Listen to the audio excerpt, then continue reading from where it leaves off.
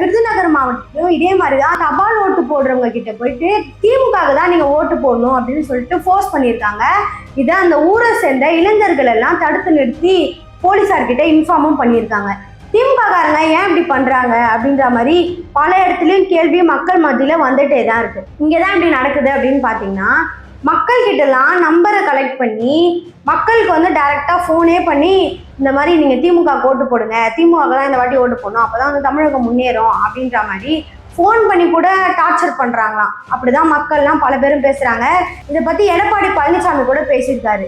என்ன பேசியிருக்காரு அப்படி பாத்தீங்கன்னா, இதுக்கு வந்து செந்தில் பாலாஜி தான் காரணம், செந்தில் பாலாஜி தான் இதெல்லாம் பண்ணிட்டு இருக்காரு, மக்கள் கிட்ட வந்து ஃபோன் பண்ணி நீங்க திமுக ஓட்டு போடுங்க, திமுக ஓட்டு போடுங்க அப்படின்னு சொல்லிட்டு பேச சொல்றாங்க அப்படின்னு சொல்லியிருக்காரு. செந்தில் பாலாஜி என்ன சொல்லியிருக்காருன்னா, அப்படிலாம் நான் பண்ண கிடையாது, இப்போ கரூர் தொகுதி என் தொகுதியே கிடையாது, நான் வந்து கோயம்புத்தூர்ல இருக்கேன், நான் ஏன் பண்ண போறேன் அப்படின்ற மாதிரி பேசுறாரு.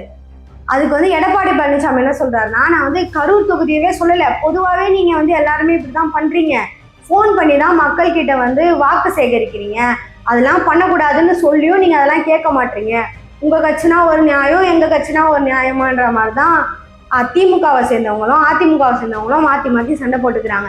அதிமுகவை சேர்ந்தவங்க கிட்ட கேட்டா எங்களுக்கு போட்டின்னு பார்த்தா திமுகன்னு தான் சொல்றாங்க, திமுகவை சேர்ந்தவங்க கிட்ட கேட்டா எங்களுக்கு போட்டின்னு பார்த்தா அதிமுகன்னு தான் சொல்றாங்க. ஆனா தாவேகா கிட்ட கேட்டா மட்டும்தான் எங்களுக்கு திமுக மட்டும் தான்ப்பா போட்டி, அதிமுகலாம் போட்டியே இல்லை அப்படின்னு சொல்றாங்க.